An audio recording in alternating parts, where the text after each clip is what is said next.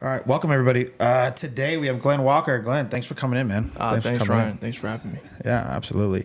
So just a little background for Glenn, right? So we got Harbor College, Compton College, Jackson State, and then now you are currently with the New York Mets. Correct. Yeah. Yes, scouting with the New York Mets. So yeah, me and Glenn go way back. So thanks for coming in here today, man.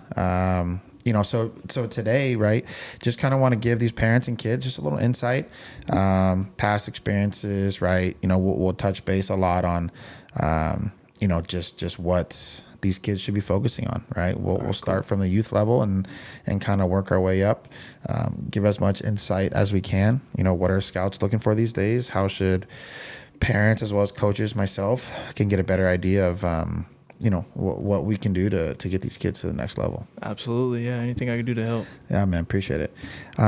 So I think let's start with the young kids, right? So let's say ages, I'm in the travel ball world. So let's say ages 9 to 12, right? 9 to 12. As a coach, as a parent, in your opinion, what should we be focusing on at this young age? What do you got? Yeah. So first of all, I really want to start off and say it's got to be fun. Yeah. Like these kids got to have a passion for the game. They're not going anywhere without a passion for the game. We can see that as scouts when they're 16, 17, and 18. And it shows up and it makes a difference. The guys are passionate about their work and their development.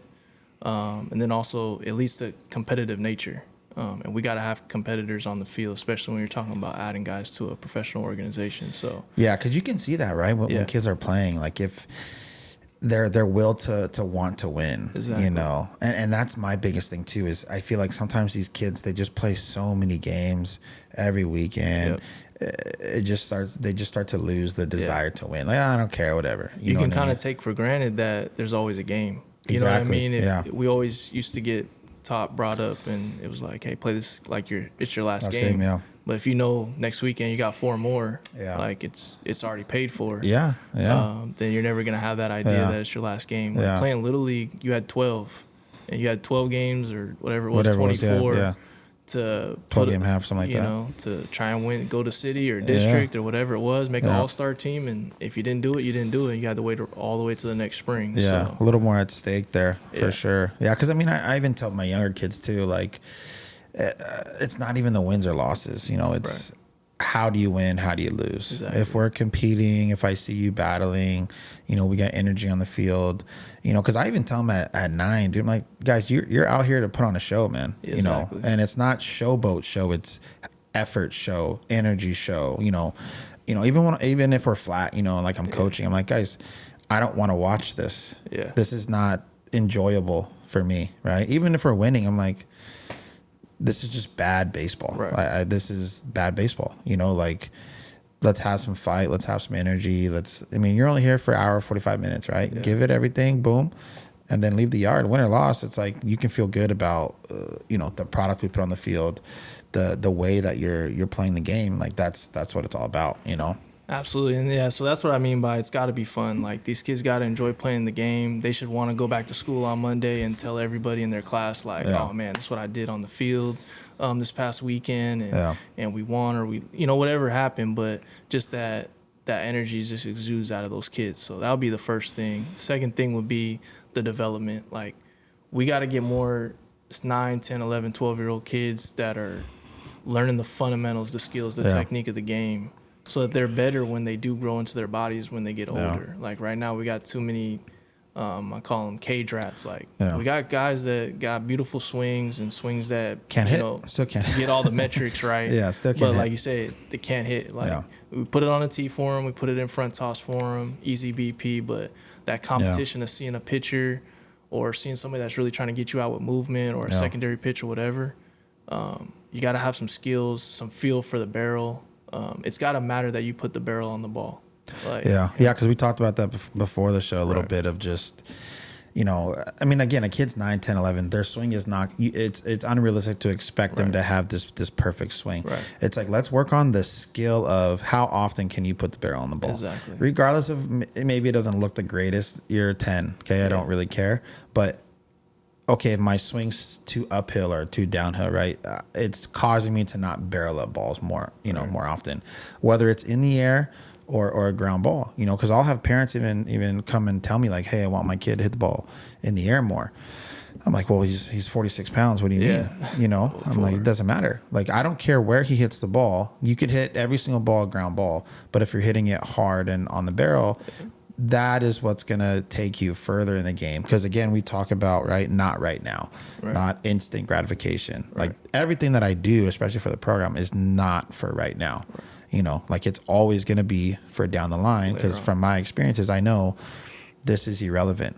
I remember nothing from youth baseball. Only thing I remember is getting windies before the game, right? The select games where you maybe hit 2 or 3 home runs or something like that crazy. But other than that, you remember your friends, the memories, and that's about it, That's what it is. So it's like, let's just focus on the development part of it right now, because at the end of the day, yes, you of course you want to win, nobody wants to lose, but let's not put it number one on the list, I think, and again, the winning just comes from doing things the right way, developing properly. If you've developed 9, 10, 12 players on your team and they're all bought into, hey, let's become the best players at this age that we can be, you're probably going to be better than a lot of the teams that you're going to play against. And so the results are going to be there. And again, we talked before the show, process over results. Like that's one of those things too, is just if you're developing, if you're constantly getting better at this game, it all adds up down the line into wins, into you becoming the player you want to be. Like, and it's just a day by day thing. Like baseball is such a tough sport, I think, for youth, because you're not going to find out how good you are until much later. No, you're never going to too. And it's a constant. Yeah. And just to touch base on that too, it's like, and you've seen it, right? Or more of baseball, I've seen it where parents or other people are like, oh, like this kid is good. Like he's really, really good. It's unbelievable. I'm like, you've never even seen what is unbelievable, right? Like there's levels to what good is to everyone's eyes, right? Like if I'm coaching 10s, 11s, 12s, nobody blows me away. Nobody, right? Unless you're, 6 foot. You got to have all 5 tools. 6 foot, hitting for power, hitting for average. You're the best pitcher. You're the shortstop. You're fast. Unless a kid is like that, that's light years ahead of everybody. Everyone's good. Right. Like this kid's good. This kid's pretty good. But people don't understand, in your little area or whatever, like, because for me, for instance, you can't really project a kid at 10, right? Like for me, I didn't think I really started getting really, really good until my 12-year-old year in Little League. But even before then, I was good. But those kids that are always above everyone else from 12 all the way up, that has more to do with their work ethic, I think, right? Absolutely. They're obviously super talented. But even for me, I was always the best. But then once you started going to these showcases and workouts, you're like, damn, there's even kids way better than me. Like you think you're good, you have to get outside your little pond. So. And not even you're and until you get drafted or go to college, you're never gonna know what's out there, right? Exactly. Because there's some kid in San Francisco right now or wherever that has maybe don't even like baseball that much right now. That's just just a stud, right? You're never gonna see him until college or pro ball. There's kids everywhere that aren't in your travel scene, right? So you just don't know. Just keep your head down, focus on yourself, nobody else, and keep progressing. That's the only thing you should be focusing on. Stop worrying about what this kid's doing or what this person's doing over here. Don't, because I remember like when I was working and grinding, I got gratification from doing work. When my dad got home at 9 o'clock, I'm working. Nobody knows what I'm doing. I love that. I love the fact that nobody knew what I was doing. No one knew how hard. Game. Like nobody knew, and I loved it. Like because I knew, I'm like, you guys are not doing what I'm doing. I know that. I'm not going to show you or tell you, but I know deep down you do not do what I do, right? And I didn't want to tell anybody, right? Because it was just like that's what I liked. I wasn't out there trying to show everybody what I'm doing. I'm like, you're going to see that I'm really good. Deep down, I know how much I put in this. Right. Nobody else needs to know. Right. You know, no, but obviously that's not the world we live in now. But I still think it's the right way to treat work and development, though. And to your point, it shows up. Like the guys that put in work, it shows up. It's always going to be there in the end. And one time I did catch you working, though. It was I think it was summertime. We were talking about Doe earlier. You and Coach Doe were out on the field at Wilson taking extra grounders, and you were just putting in work. And I don't know how long you ended up out there, but I just know we drove by on 7th. Yeah. I was like, damn, that's Ryan out there working. And for me, as somebody that was coming up behind you, a year behind you, it was like, okay, this is what it's got to be. Yeah. And that's, at the end of the day, that's kind of what I've started off with. Like, your passion for the game. If these kids are passionate about the game, working, developing, getting a little bit better each day over the next 10, 15, 20 years, that just becomes a part of your lifestyle. And like, you lived it, where our schedules, if you really cared about the game, if it really meant something to you, if you loved it, your schedule got based off of baseball practice. Oh, 100%. 100%. It wasn't, we just fitting baseball into everything else I got to do today. Yeah.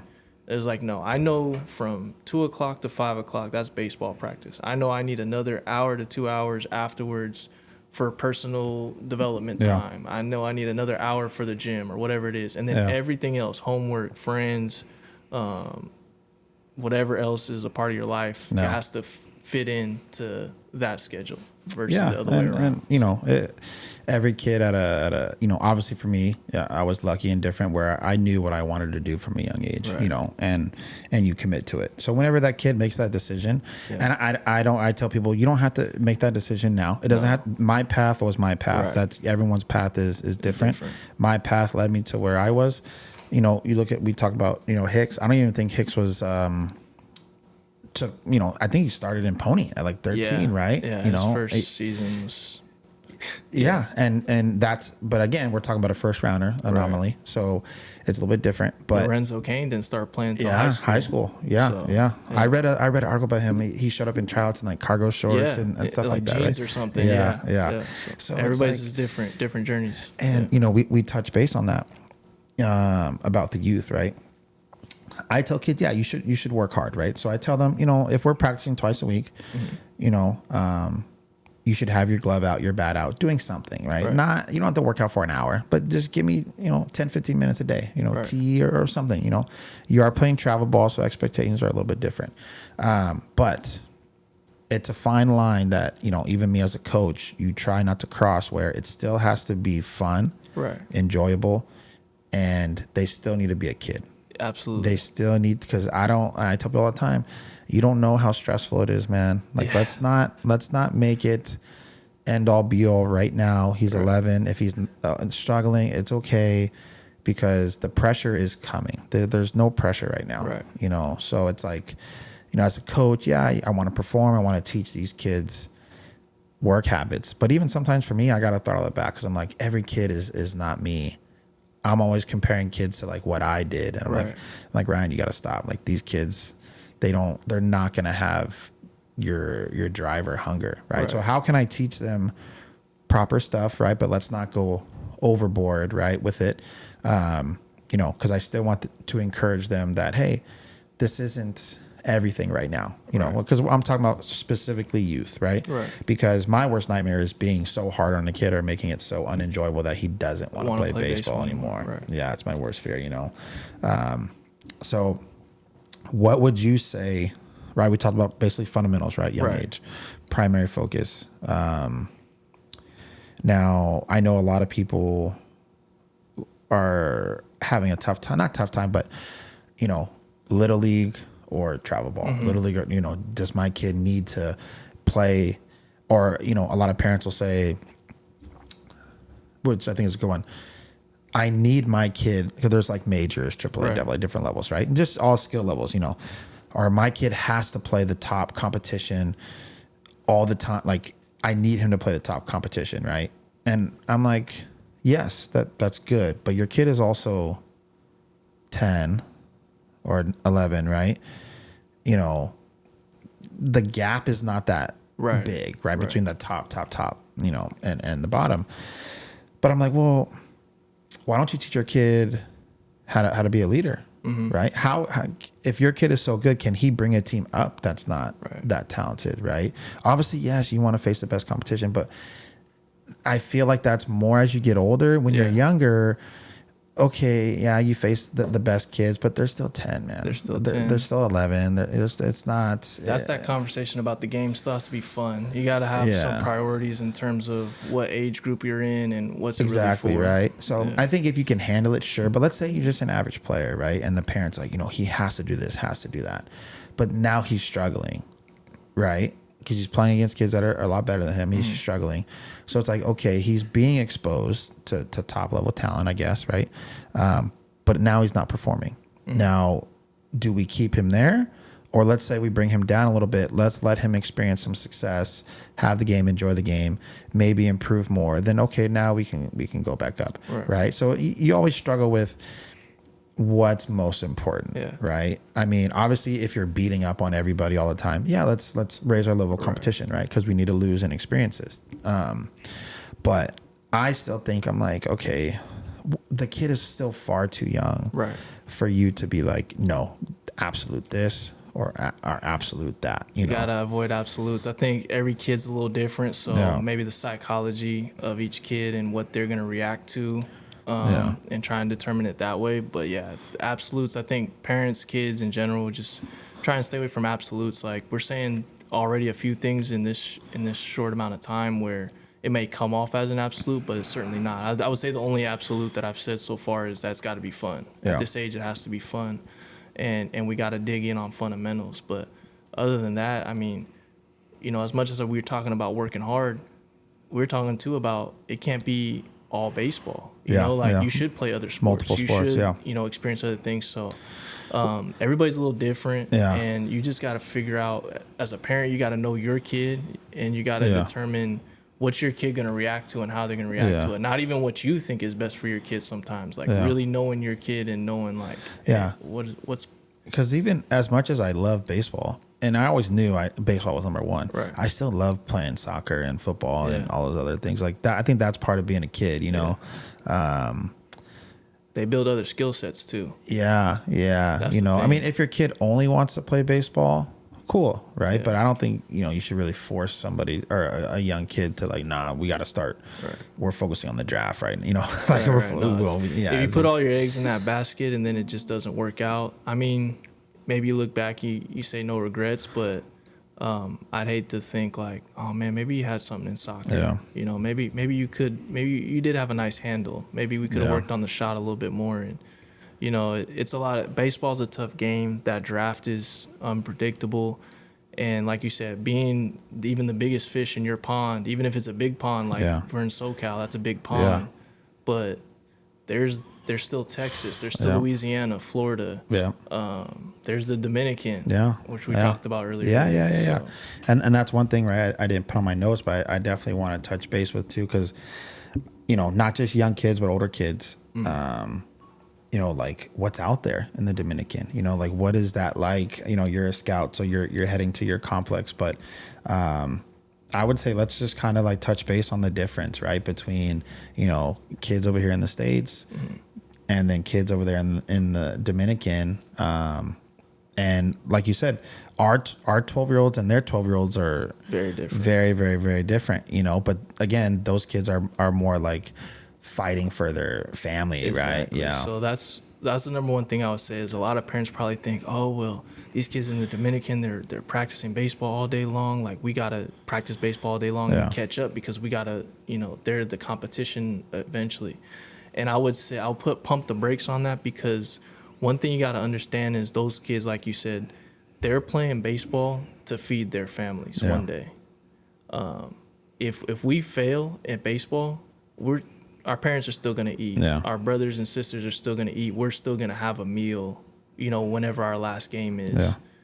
There are people out there, and I'm just coming back from there and seeing it for myself. It's like we're literally trying to put a roof over our heads, food on plates, and create a life at all. You know what I mean? So they're fighting for so much more than what you're fighting for. And so, and they're giving up and sacrificing a lot more than what you're sacrificing too. So, like American kids are not prepared to sacrifice. Like, once you're in an academy in the Dominican, you're there 24/7, 365. You know, like you're not. Obviously, it's not prison, but at the same time, you're not going home on the weekends. Yeah, no. You're not going home after you're done with your work for the day. Yeah. You're there. You're done working baseball, and then you're going to English class, and then you're going to another class, and we put our kids. We try to graduate our kids with an equivalent type of diploma. And all these different things. So, well, we talk about it too over here. You know, for them at a much younger age, it's a job already. It's a job. But again, it's a job because they're trying to put food on their plates for their family. You know, like their mom or dad is depending on them to make it so they can get a better house. And, you know, we don't have that type of pressure over here. Right. So it is different. Not to say it's right or wrong, but it's hard. And it's very stressful. And, you know, there's a lot of pressure on those kids. Right. So that's why they train the way they do and they do the things that they do. But us over here, the kids that don't know about it or experience it, they'll never understand that. Right. You know, just how hard they work. But I think too, we touched base on it a little bit. That's why when they play, they have so much passion for the game. Yeah. And I mean, it's a different they have a brand, different self-confidence. A different brand of baseball.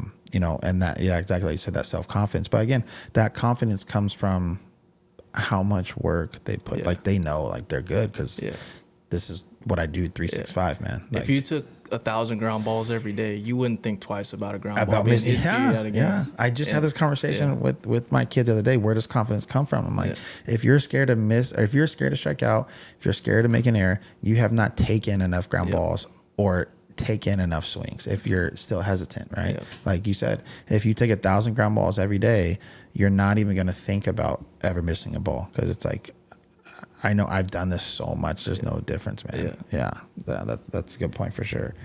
So yeah, we'll say like, okay, parents, kids, right? Youth level, just strictly developing, right? Just passion, strictly developing, passion, fundamentals, development. Enjoy the game, right? I know people preach it all the time, but you know, just coming from a scout, I mean, you're not even. What's the earliest that you even look at kids? Are they on your radar?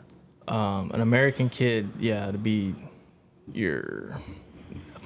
a really, really special kid. Maybe your freshman year of high school. Yeah, we'll say generally a sophomore, junior year. So like, because I know a lot of these kids, right? You know, if we'll bounce from the youth, lower levels go a little bit higher, right? Mm-hmm. So let's say 8th grade, 7th grade. A lot of these kids are going to showcase. I guess they have showcases at that age. Right. I don't know why, but. You know, they do have the Junior Olympics, right? Right. Which is, I think kids can go at 14 now. Yeah. So they have 8th grade or 9th grade for every high school class. Yeah. So going into your freshman year, every high school subsequent class, you know, you can go out there. Yeah. You know, but you know, let's talk about too, like the USA circuit, right? Kids and team, like, are those kids that are in the PG circuit or the USA circuit at a young age? Now, do you think that's an advantage, or are they getting what they got just because they're good? Like, does a kid who doesn't play Team USA or these big perfect game events, is he at a disadvantage compared to the other kid, or is it just strictly on, you know what, this kid is just good, this kid is just not as good? That kid got, you know, if you're the best 12-year-old and you got Team USA 12U and you made it, I mean, it's great. It's great. Nobody wants to take that away from you. No, not at all. No. But it doesn't determine the draft. Like, there's been players where I've scouted and I'm like, oh, you were on Team USA 12U. Yeah. It's like, that's great. I was never going to watch that tournament and scout you, but, you know, it's great to know that he's had some experience. But I'll tell you, the kid we drafted this past year out of my area, Jacob Reimer, one of the things, we did an in-home meeting with him, and he was like, I didn't make this team, and I didn't make that team, and I didn't make this team, and so I got a huge chip on my shoulder to prove I'm just as good as all those kids. That immediately, like, set it off for me, like, this kid's makeup is pretty good, and I gotta continue to dig in here and find out. And he could hit, and he could do all these things that we look for. And but when he told me that, I was like, dude, you made area codes. You made this team. You made that team. And I'm like, you're tripping about these teams that you didn't make when you were 12 and 14 and 15. And so I get that people, feel a type of way and can use it as motivation. Yeah. My point is that he didn't make all these teams, and he still win the 4th round, got paid a lot of money. Yeah. He's on his way to, chasing his dream. Exactly. So. Yeah, because again, kids that do make those teams, right? I'm like, dude, I'm so happy for you. That's great. That's fantastic. Right. But the kid that didn't, I want him to know, dude, that it's great for him. Okay, right. But it still doesn't mean anything, right? I mean, it's great for him. Don't get me wrong. But you guys are still on an even playing field. It doesn't mean you can't pick everybody either, right? So it's like, then there's always going to be politics and stuff. But like, just because he got picked and you didn't, doesn't mean he's a far superior player than you, right? Okay, maybe it's just somebody really liked him. You're a scout. Some scouts agree on kids, some don't. Every coach is going to have their opinion on a kid, so everything's different. But just for the kids that maybe don't make the all-star teams, if they're in rec ball or they don't make a PG team or a USA team, for the kids that do, fantastic. But the kids that don't, that does not mean anything. Your dream is not over. You can still get drafted higher than that kid. So kind of to tie into that, so you're not even looking at kids, even if they're a freshman, unless they're top elite, right? Now, super special. You got to be super special. Now, for kids that, let's say just the average high schooler, right, that wants to play in college, when should that kid start, touching base in the showcase scene, the college, I think colleges can only recruit at a certain time or whatever, but just the best course of action, let's say to get seen, right? What would you say that route is? I think realistically, and I am aware that there are kids committing in the 8th grade or in the summer going from 8th grade to 9th grade in their freshman year. I'm aware of all that. I would say, generally speaking, get your feet wet in high school first as a 9th grader. Get that lay of the land, establish yourself with your travel ball organization, things like that. When you get into 10th grade, start making a list of where you'd like to go. Figure out where your talent level fits based on some of the people that are with you and around you that are choosing schools that are a little bit older. And then, decide, do I want to be on the West Coast? Do I want to be in a different region? Why do I want to be in these different places? And where do I think I fit? And then, it'd be, okay, which events are my travel ball organization going to as far as JOs or different tournaments like that? A lot of travel ball organizations, colleges host team camps. Yeah. So they'll bring in 6 travel ball teams and they'll play a tournament for a weekend. Yeah. And that gives the college coaches a chance to watch all these different players. So if you're with an organization that goes to team camp at USD, team camp at San Diego State, team camp at USC, team camp at Long Beach State, now you've been exposed to 4 different schools, and you kind of, I think that's a really great way to kind of get on college campuses and figure out what's a good fit for you, and get exposure as far as being recruited and seen, without having to go to Arizona and pay a bunch of money for all these big tournaments and showcases. We talked about the showcase thing a little bit. I would break them up like you said. You want to be able to show something different every time you get in front of a group of people. You don't want to be the same. You don't want to go week 1 of October and then week 2 of October and then week 3 of October. Yeah. You're the same guy all 3 weeks. Yeah. And you've spent however many thousands of dollars to be the same person 3 weeks in a row. If a coach, sees you week 1 and he likes something in you, but he's got to figure out some more, he'll get your contact information. He'll figure out where your high school fall ball game is that next week in October, and he'll come see you. Or if it's a dead period, he'll send a scout he knows or somebody he knows to come see you. Or he'll ask for some video. He'll ask, some stuff like that. So I think that sophomore year is kind of when I would start attacking those types of things. And then, I can understand guys wanting to have some things kind of loose ends tied up by junior year, so you can just concentrate on playing your high school season those last 2 years and not, worrying about where am I going to go. But you got to understand, like, that's still a pretty special player that can commit that player. That player is realistically looking to get drafted. Right. That player, when you sign that early, you still got to be a special player, right?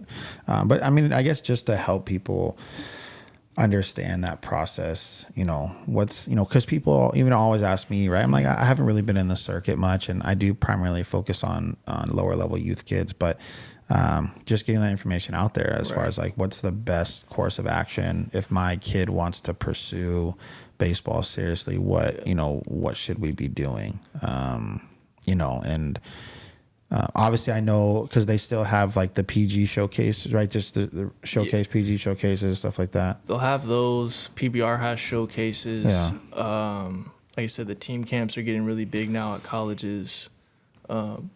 It's playing on scout teams. So there's scout teams for freshmen and sophomores, more specifically, like underclass scout teams. I know we'll have one next year. So we put players in front of colleges more often that way. I could coach that team. Let me know if you want to come out for sure. And then, when you're with a scout team, usually like if it's sponsored by the actual club and not just using the name of the club, it's free. So again, my thing is to not always spend as much money as people seem to be spending on getting looked at. Yeah. Or let's just get the most bang for your buck. Right. And when you do spend it, like make sure you're going the right place. So JOs, I feel like you're getting bang for your buck because all the colleges, they're not in a dead period. They're all out there. They're all hunting. They're all really focused on really evaluating and grabbing some players. So that JO situation in June, if you can get with a team that's going to go out to Arizona, I think that's a great, bang for your buck value as far as that kind of thing. I think team camps also though are really big. If you're with an organization that'll go play at USC for a weekend or play at Northridge or whoever's hosting the team camp, I think it's well worth whatever the cost is. Yeah. That's true. So I would say basically as you're, if a kid really wants to focus on taking baseball serious, right? Mm-hmm. First, you got to make that decision, right? Once you make that decision, okay, this is something that I really want to pursue, right? And before we go on, the JOs is the Junior Olympics, right? So which is basically, tryout evaluation for the Junior Olympic team, right? For Team USA, which they have different ages, right? Like 14 U, 15 U, 16, all the way up. Yeah, all the way up, yeah. So those of you who don't know what JOs is, Junior Olympics. So once you make that decision, right? Okay, boom, I want to pursue baseball seriously, right? It's tough, right? Because as a scout, you're looking at projectability, right? Which is a big one I know of. But you still want to make sure as a kid you're hitting the weight room, right? You still got to showcase something, you know what I mean? So you want to, what are those preparations you think for a kid? The scouts want to see college, pro level, like, okay, I want to pursue baseball at the next level. This is what I need to do. This is what we want to see, So I would say, obviously you want to be fundamentally sound. You want to be strong, right? In the weight room. But maybe just give people a little bit of insight of what you look at, right? So when a kid goes to a showcase, what do you want to see? Because I know we talked about it earlier for the show. A lot of kids, they put a lot of pressure on themselves that they have to perform, but it's not always the case. People will be surprised about what scouts see and what they like, right? Yeah. So the first thing I would say is once you make that decision, understand your profile as a player. Yeah. Are you going to be a power guy, power corner guy? Are you going to be an up the middle speed guy? So that once you understand your strengths, you can continue to emphasize your strengths. Yeah. So know what player you want to be. Okay. And then so once you establish that, like you said, now you're at the showcase. Now you're in front of these scouts. Give scouts some credit that we're a little bit smarter than. Oh, he went 3 for 3 or 0 for 3. He's a good or bad player. Yeah. Anybody can show up to the field and be like, oh, he went 3 for 3. I guess he's good. We get paid for an opinion that's, developed professionally. And so it goes far beyond your 3 for 3 or your 0 for 3 in a showcase event. So to me, when you're talking about hitting, how do you take pitches? How do you stand in the box? What's your presence like in the box? If your feet are jumpy and all over the place and when you load and you are gonna swing but you hold back, and when a guy's super late, doing that or if he's going to be on time. Like, I can tell. So if you took a dirty pitch in the dirt and you're like, oh yeah, I took that pitch, but it's like, no, like you got beat by that pitch so bad like you couldn't get the swing off. That's something that we can see, and vice versa. If you put a great swing on a ball and you were on time to a fastball inside, and it's like, oh man, like, maybe hit it foul, maybe you popped it up, whatever. But it's like, man, you got your barrel to 92 inside inner half. Like, I need to go find out more about this. How do you react to breaking balls? Like, do you flinch at breaking balls consistently? Like, that's not good. If you get a breaking ball in the zone, you need to be putting swings on it. Like, whether you hit them or not is not really at this point. We can figure that out later on, getting hits on hanging breaking balls, but you got to be willing to put swings on them. If you're flinching, you're not a hitter. What age are we talking about as far as you'd like to see kids swinging at breaking balls in the zone? Are we talking about like high school? Like you're definitely starting high to school. Looked at? Definitely high school. I'll let youth coaches kind of, everybody's going to dictate how they want their approaches and their programs. Well, okay, like so for me, right? Yeah. You just touched on it. So I see kids all the time that they take a fastball, right, and I'm like, even if you wanted to hit that pitch, you couldn't. You were so late by the time you made your decision.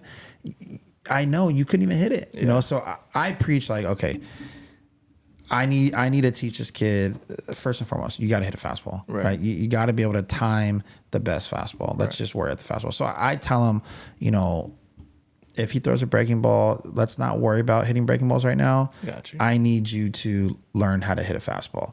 Like, okay, you hit that breaking ball because your bat speed is so slow. Right. There is that you can't even, you thought it was a fastball. You just swung and hit it, So it's like, okay, youth level fastballs, right? Fastballs.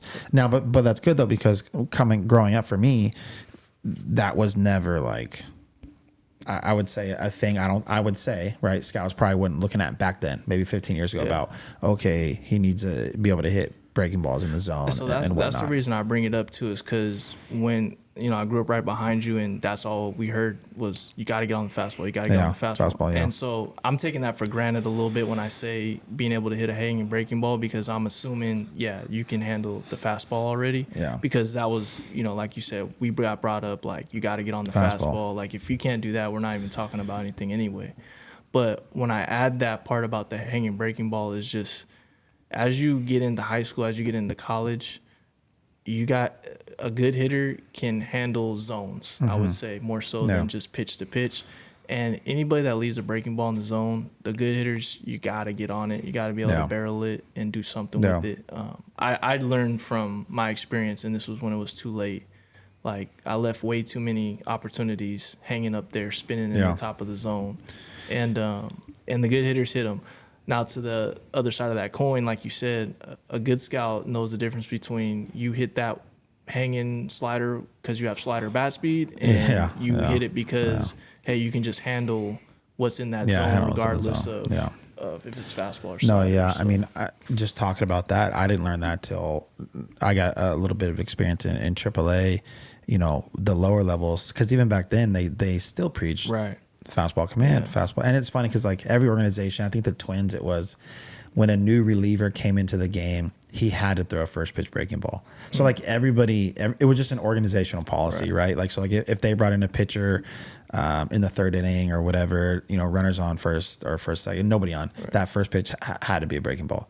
But their starters, more than anybody in the league, fastball, because their organization was fastball command. Even the Red Sox in spring training, they wouldn't even let pitchers throw anything but fastball changeup the first like 2-3 weeks of camp, But, to touch base on what we were talking about, early in my career, I was looking for pitch. Right.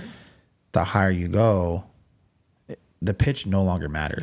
It's I'm looking in this zone. If he throws any single pitch in this zone, I'm swinging. I got to swing. And that's why I bring it up, because I would want high school hitters to know that, because as you know, once you get past high school and you learn that, it's kind of too late. Unless you got some real ability to you. But because now, right, correct me if I'm wrong, like in pro ball, they're with all the new tech, right? They're emphasizing, because I don't know if it was the Reds or something, but I heard like they want to throw 50% breaking balls. They want you to throw your best pitch. So if your best pitch is, they determine your best pitch is slider, that pitch is going to be the pitch that you throw more than like, you know, growing up, it was like you're going to throw 60% fastball regardless. Regardless, yeah. And now it's, you're going to throw 60% whatever your best pitch is. Interesting. And we talked about breaking balls being able to get swing and miss and how to survive at the big league level. Like, if your slider is that swing and miss pitch and it's your best pitch, you're going to throw that pitch 60% of the time. Yeah. In pro ball now. Because I did notice as I started getting up, you know, more and more, those pitchers were throwing those pitches for strikes now. Yeah, exactly. You know, like at the younger level, they weren't good enough to throw for strikes. Right. And then I remember my first like couple games and taste of it, you know, I'm looking for heaters and I'm like, he threw me one heater and he threw me 2 sliders and 2 breaking balls. Yeah. And I struck out. They were good pitches to hit, but I'm so used to just not swinging at breaking balls. Right. So then I had to, you know, it's a cat and mouse game. You had to readjust and be like, all right, I got to start learning to recognize what breaking balls for strikes look like and what breaking balls for balls look like, right? So I think it's good though that you got to start learning that now earlier, right? Just earlier. So, but I would still say at the youth level, let's hit a fastball first. That goes back to the fundamentals. Have that baseline in your game. We can't talk about hanging breaking balls if you can't hit a fastball. Yes. And you know the old saying, like, what's the best way to hit a breaking ball? Hit the fastball, right? But yeah, so I would say youth level, focus on hitting a fastball. Pitchers, I would just say let's grind 2 pitches. Yeah. Right. Let's grind 2 pitches. You know, you talked about it before the show, like a guy who has great feel for his, even in pro ball, dude. A guy who has a good changeup, you're just like, dude, like, and he throws it all that, like first pitch changeup, boom, roll over.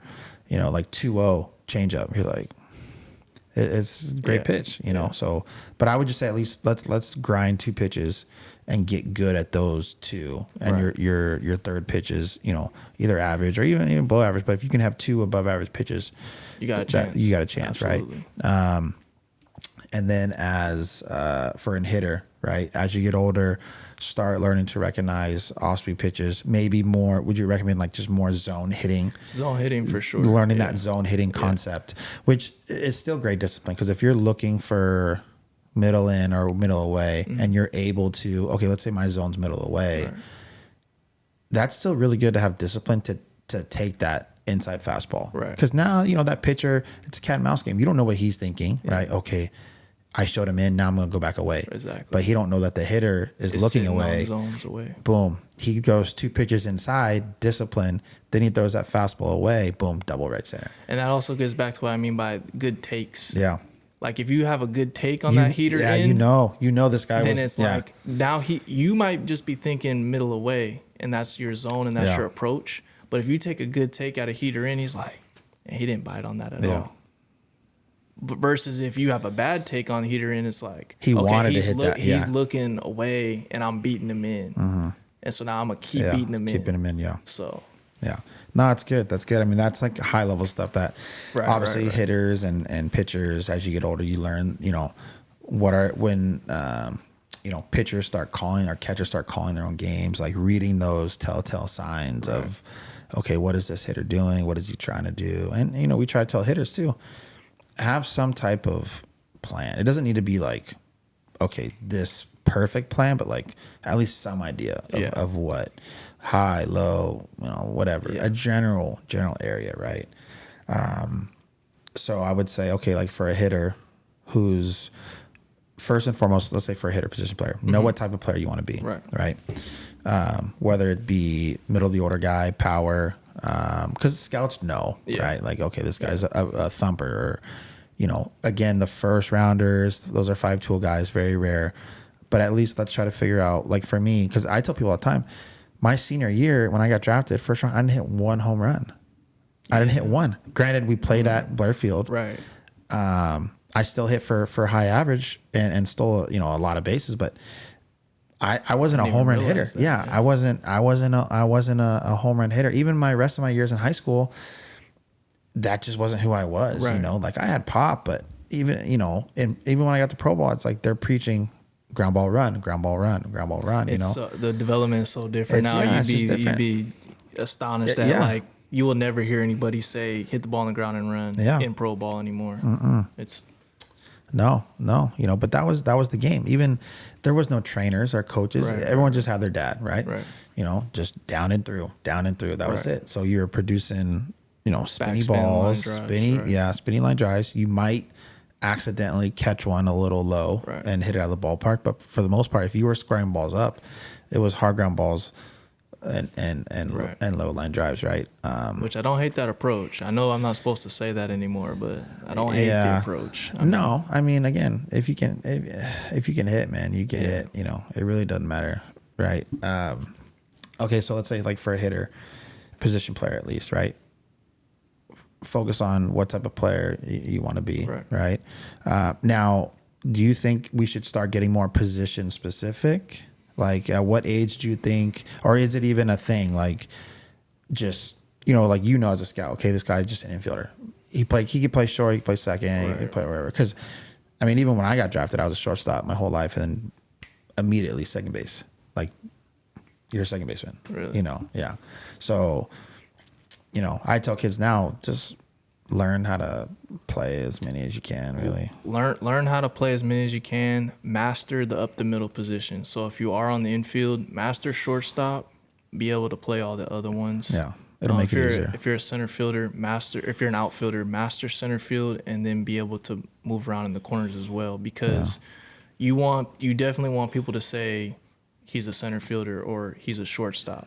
Now, like you said, you could get moved. You could get moved immediately. Yeah. But if going in, there's at least the conversation about you being a shortstop, or there's a conversation about you being a center fielder, you have a chance. Well, because let's admit it. I mean, I would probably say 70% of a big league lineup roster, at least starting 9, were probably shortstops, right? At some point, you know what I mean, or center fielders, and then you kind of branch off from there. There are first basemen that were shortstops in high school. You know what I mean? Yeah. So Yep. Exactly. So, but yeah. So I mean, for a hitter, right? Like you said, let's know what we're trying to at least have a plan, right? With what we're trying to do. Know what type of player we want to be, speed, power, or whatever, right? I know there's not much bunting anymore, right? So I realize that, right? But if you can, add it to your game every now and then, whatever, right? Now for pitchers, right? High school level, right? Do pitchers have hope? Let's say not pro, but let's say college, right? If they're not touching 90 by the time they're graduating, I mean, you can go, and I know this is gonna sound weird how we grew up, but you go to Long Beach State Fullerton game, and you're gonna see if there's 20 pitchers that come out that weekend, 18 of them are gonna be 85 to 90. Really? Okay. Versus 90 to 95. Got it. At least right now. Yeah. And that's where you got to be able to move the ball. Yeah. You got to be able to throw strikes, and then, like you said, have that breaking ball, that off-speed pitch that can one you can command in the zone, and then you can create weak contact if not swing and miss with. Yeah. So, well, because I know too, so many people are focused with, I get it, big leaguers. Yeah, they're throwing hard, right? But so there's two things, right? The harder you throw, the harder it is to recognize strikes. Right. So I get that, right? As a hitter, the harder you throw, you're going to swing at more balls. Right. If you're more of the outlier of like, okay, this kid is throwing 10 miles an hour harder than everybody, right, you're going to get swings and misses. As you get older, everyone throws hard, so the hitters adjust. You got to really start throwing strikes. But I think fastball command. Because I know what's the thing in the big leagues right now. Like I know guys are walking a lot of guys, right, at the big league level. Is that something that is being pushed? Because I know they care a lot about the K per 9, right? So it's like, hey, as long as because I know for hitters they don't care whether it's a hit or a walk. Right. It's the same thing. For a pitcher, is a walk versus a hit the same technically because you guys on base, or do they only care about the extra base hit you're giving up or if your K per 9 is still high, even when you get in the jam, you're still going to strike two guys out to get out of it. Everything's definitely based on the extra base hit, not the single anymore. Yeah. As far as pitchers walking guys, you just see so much more high effort deliveries where, you have to have your eyes on the target when you're throwing a baseball. And when you have a high effort delivery, your eyes lose the target, and it's harder to repeat your release point. It just comes down to those simple things that we learned at 12 years old. But so if you're scouting though, and you're like, okay, this guy's got good stuff, like really good stuff. Let's say he's 92, 94, a sharp breaking ball, but he just has no idea how to find the zone. Like what are your thoughts usually on guys like that, where you're like, okay, the stuff is good, projectable, so you're but immediately this guy thinking, just cannot find the zone. You're immediately thinking reliever. It's hard to project a guy going from not being able to find the zone to being able to enough of the zone to be a starter. Okay. And if you're not a starter, you lose a ton of value. So so you would say if you're a pitcher that wants to get drafted or go to college, you got to focus more on, I got to be able to at least fill up the zone. And then as you get older and higher, if the stuff becomes more electric, you can get away with probably walking guys more, because the value part is done with. You're just going to be a reliever. Yeah. Right. So a lot of the velo that you see so much now too is manufactured, where you do a drive line or you do a different program, whatever program you do that manufactures 5 to 6 miles an hour velo over a short amount of time. For us as scouts, like, I don't know if we're totally buying into that's sustainable over a long period of time. Like, it's going to take a lot of effort on the pitcher's part to have a full year's program to hey, I got to maintain this to maintain velo. But if you're an 87 to 91 guy right now as a junior in high school, a high school senior, and you got an opportunity to go to college, take that, be able to move the ball, have some life on your fastball and command both edges. And then as you get stronger, as you hit the weight room for the first time in college in a serious way, if your nutrition can spike up a little bit, if you're going to the right school, what they provide you nutritionally can really change your life really fast. So if you can dive into those two things, the weight room and nutrition, and you can get a little bit stronger and you can put on some strength and you can get on a consistent throwing program where whether it's you got some weighted balls, whether you got some different dynamic stretches and exercises you do, whether it's just long toss, which to me, I still believe in at the end of the day, you get a stronger arm by long toss. Oh, yeah, it's the same, same thing. I think a lot of guys would be surprised they could turn 87 to 91 into 90 to 93 just with long toss. Yeah. That's my personal opinion. I agree. So as you do that and you grow into that, I think Shane Bieber is actually a decent example of that. I don't know his whole story, but I know he was a walk-on at Santa Barbara. Yeah. So just knowing that much, I know he wasn't the 92 to 96 guy he is now. No, but I do see. I played with the guy Hunter Strickland. He was early with the Giants. He was 86 to 90 on a good day, right? In low A. Mm-hmm. Guy was a monster in the weight room, just monster. And then he ends up getting, I don't know, Rule 5 or traded to the Giants. I see him 3 years later. He's in Double A. He's like 96, 99. I'm like, what in the world happened? So, if you can stick around, there's guys that just they figure out how to get that extra 4 or 5 miles an hour. Yeah. Next thing you know, boom, you're in the big leagues. But you still gotta fill up the zone. You gotta fill up the zone, and again, movement, life on your ball gets outs. Yes. It gets weak contact, it gets swing and miss. So I keep going back to the movement in life. Like if your fastball's 87 to 91 or if it's 94 to 98, if it's moving, that now it's a tough pitch. I don't care what the velo is. Because guys that play pro ball, we know, like, okay, I'd rather hit the guy that's 95, plus with just heater straight. I know. Versus the guy, I'm like, because we'd always face these, like, especially in AAA, these savvy like guys. You know, I'm like, this guy throws cutter, two seam, and changeup. Yeah. So I'm like, I don't know if he's going cutter in or two seam in, cutter away, two seam away, change up in. Like, that's just, it's a nightmare as a hitter, right? Like, you have to be so focused and locked in. And you hate it because you're like, I have no idea what direction this ball is going. And usually that guy too lives on the corners. Yeah, like he is just so pinpoint with his command that you think everything is a strike for as long as possible. And then it's just, I'm like, where'd that ball go? I just have no idea. But the guy that comes in, that's just 95, 97 flat. You're like, all right, Yeah.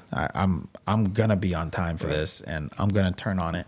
And everyone's like, how you turn? I'm like, well, I only have to worry about one pitch. That's it. Yeah. His off speed is usually horrible. Yeah.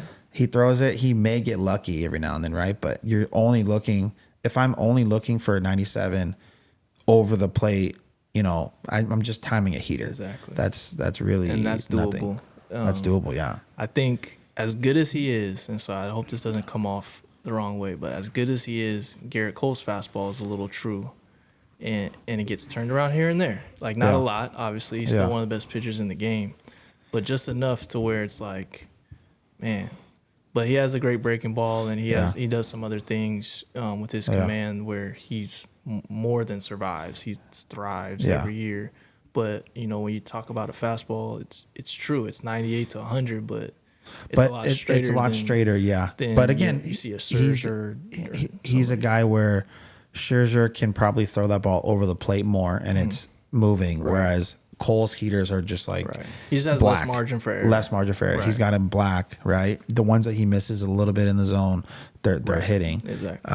And he's got great command though, you know, so he's still going to be around the plate. Where those relievers that you see nowadays, they're throwing 97-mile-an-hour cutters. You're just like, that's why hitters are swinging at balls, you know, 20 feet in front of home plate because you can't be able to figure that out. And they're then playing also wiffle ball up there sometimes. It's just those are the guys, like you said, less command, but their ball is moving. Yeah. That's so hard to control.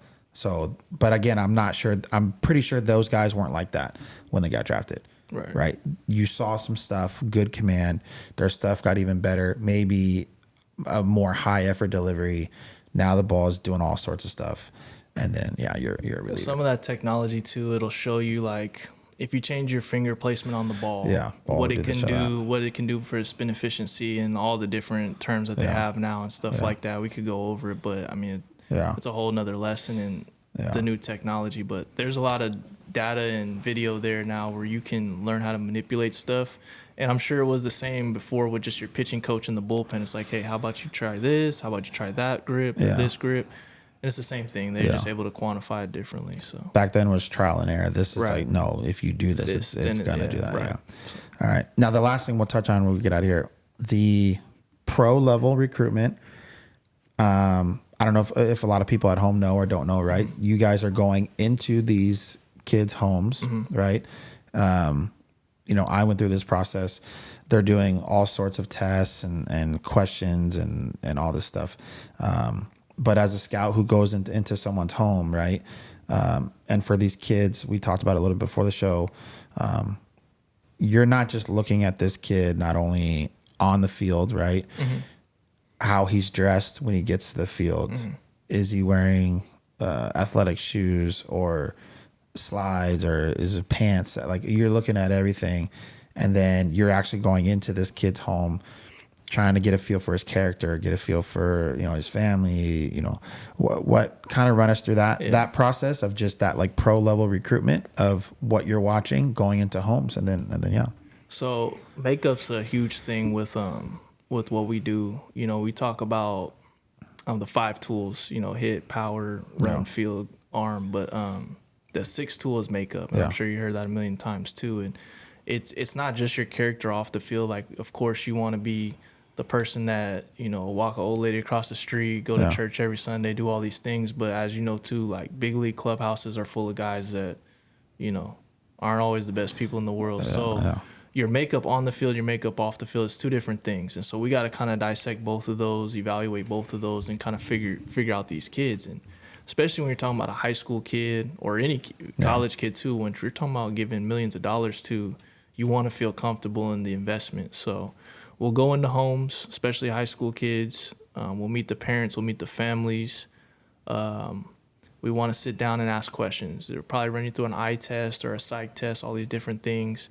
And then we want to sit down there and just get to know, you know, your process, your philosophy, what your routines are like, your day-to-day routines, your pregame routines. We want to know what your experience was like on the summer circuit, you know, who you interacted with the most, those kind of things. And then I would, you know, if you're a parent and you end up in this position one day with your kid, definitely let your son talk, you know, let the scout get to know them. It's not to say that the parents can't have part of the conversation too, or answer some questions or ask some questions, but you want to give your son a chance to explain himself and allow his character to shine through, because whether it goes poorly or it goes well, we got to get the most honest sense of that player. Yeah. Because a lot of kids will get coached up. They'll not know exactly what to say and how to say it. And it's like, that's great. You know, I get it. You're trying to do what you're trying to do to, you know, get a payday and all those kinds of things. But if it doesn't work out in the end, and you can point to, hey, he was totally phony in that in-home meeting. It's like, that didn't work out for either one of us. You know, maybe it's my fault more that I fell for it. But at the end of the day, you want to go when you're ready. Yeah. You know, we talked a lot about before. I think we talked, you know, sometimes you're ready out of high school. Sometimes you're not ready until you're out of college. Yeah. And it's okay. Yeah, it's okay. You know, it's okay to be ready later. And it's okay to be ready right now. Yeah. And to feel comfortable and confident about that. And if you make it known and that kind of hurts your sign of your value or whatever on the market, because everybody knows that, hey, he wants to go play right now, like, then so be it. Because you know, if you're ready, it's great to get your career started as early as possible. I think that's always the best way. If you're truly mature enough, you have a good plan in place, you know, for the off season, and you know exactly how to, you know, attack your career. Yeah. But yeah, so we'll just get to know the families. We'll get to know the player a little bit, start a relationship, because we're going to be in so much communication with them about their schedules and about, hey, I got somebody coming into town to come see you. We want to know if you can take BP before the game or after the game or whatever the case may be. So we want to be able to have a relationship where it's not just like, hey, it's me again. I haven't talked to you in 2 months, but I need this favor from you, this this new test, or this, you know, somebody wants to come in and meet you or whatever the case may be. So. Nice, man. Awesome. Yeah. All right. So, yeah, just a quick recap, right? So we got, you know, from professional scout, okay, we got youth level. Anything pretty much pre-high school, right, I would say, is just we're trying to get ready for that, whatever that next level may be, right? That's primary focus, okay? Just development, not immediate gratification right? We're always planning, looking for the future. Once we make that decision, 8th grade, okay, this is something I really want to pursue, right? You know, we start dabbling in the showcases, but we're not oversaturating it, right, and going too much, because eventually you're going to get written off. We always want to be able to go to a showcase with something to show. Yeah, something new to show. Something new to show. You know, we start whatever travel org or scout team, right? Try to get on, try to showcase. When we are showcasing, right, what we can do, it's not about the result, right? We definitely want to showcase our talents, you know, because scouts are not just looking for the end result. They see tools. They know what you can do. They're looking a lot of makeup type stuff, right? So if we can teach that at a young age, if we can teach makeup at a young age, now they're prepared, right, as they get older. So when you guys are going to these workouts or showcases, whatnot, don't be so stressed out where I need to go off, right? Nah, you need to showcase the best player and best person you can be, right? And that scout or whatever college pro is going to notice, and he's going to see something in you that 3 for 3 with 3 singles is not always going to show, right? And then you know, pretty much going into the recruiting process, you know, you'll kind of have an idea of knowing if you're ready for college or ready for pro ball. There's nothing wrong with either one. Continue to work and you know, make those sacrifices, and hopefully even, you know, because I can touch on it a little bit. I did not start performing in pro ball until I prioritized enjoying my experience. It's true. You Same know, thing happened to me in college. Like, you know, when I was only thinking about the draft, things were yeah, bad. tough, man. When I was thinking about having fun with my teammates Yeah, and, your boys, trying to enjoy what I had left, things changed drastically. Yeah. Which sucks because, for both of us at different levels, but it happens at the end. Yeah, where if you could have had that mindset earlier, 100%. where you're not stressing out so much, you're like, okay, I love baseball is my dream, but I still got to prioritize enjoying my life. Yeah. Once you do that, it's crazy how the rest just kind of takes care of itself, right? Yeah. So I think that's very important from, a lot of people say have fun, but don't really explain it of why it's important and what it means, because you're just gonna kill yourself. It's so important. You're so draining. I look back, it's probably the number one thing I learned from my experience. Like I said, same thing you said about in pro ball. I was going through in college. I was just trying to catch up to, you and Hicks and everybody else, Jack Wilson, everybody that was there that I grew up with. And it's like, I'm behind. I got to get drafted. And it's like, oh, well, this is my last year. Yeah, I mean, let me just enjoy it. Again, people, I tell this all the time. People, I'm like, yeah, there's guys I played pro ball with where I'm like,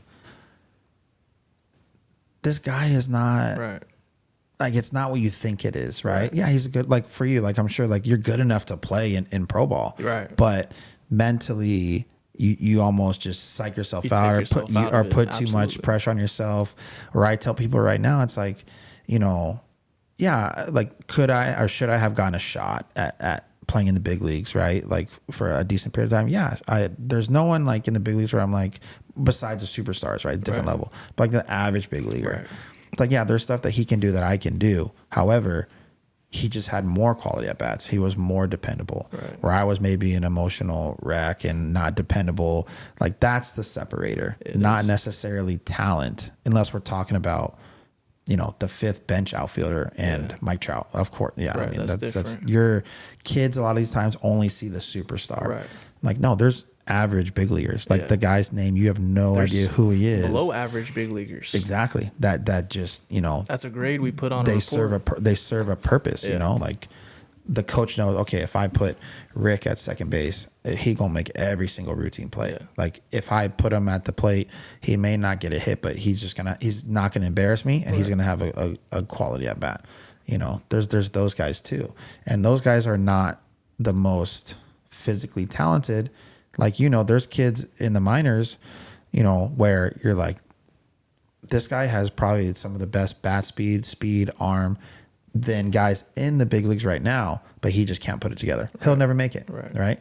But the guy plain Jane over here, who hits 290 every year, makes every routine play, he's got 10 years in the show. Yeah. And you put him on a high school or a good college team, he don't even stand out. Yeah, you don't even know where he's at. But you put him in the big leagues and you give him 400 at bats, he's gonna hit 290. That gets back to that self-confidence conversation we had too. Like, your presence, the way you carry yourself, the inner confidence of just knowing, whether it's through so many reps or whatever it is, and just trusting yourself. Yeah. It makes all the difference. Like, our favorite players growing up, I know it's Griffey, Derek Jeter. Like, when they're walking around on the field, like, you don't know what they did that day. Yeah. They just know that they're the best players on the field regardless. Yeah. And they walked around like that. They spoke like that. They carried themselves like that. They stood in the box like that. They never rattled. Yeah. You know what I mean? So, and it's important too. It's okay to know you're good and act like you're good, but you still got to be a good person and you still got to be a leader, right? Exactly. You can't just be a jerk. And, no.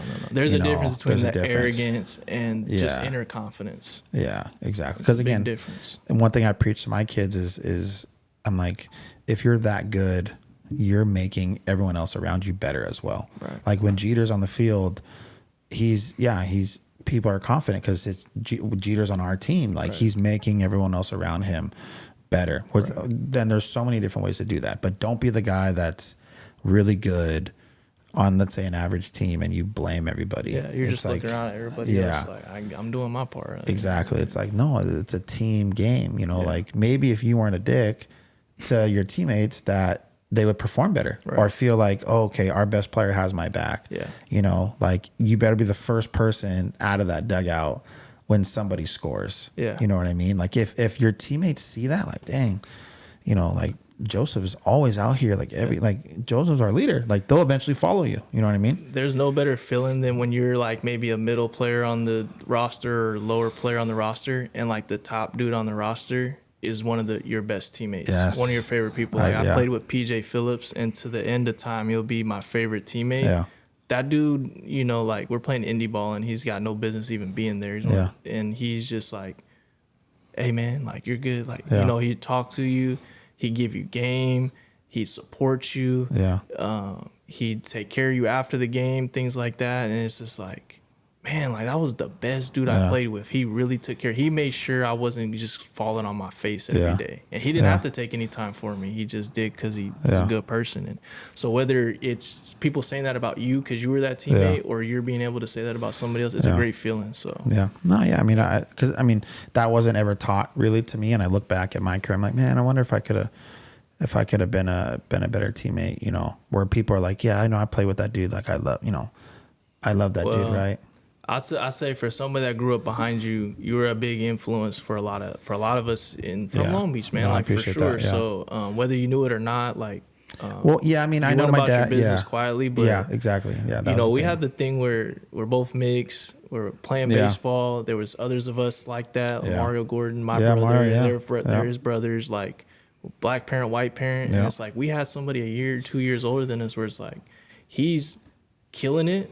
He's a good person. He's doing good in school. Now he's getting drafted. Now he's in pro ball. It's like we had all these steps put out in front of us. Like we just got to try and do it like he did it. No, I appreciate that, whether man. you knew it or not, like it was definitely thank you. there for us. So thank you, man. Yeah.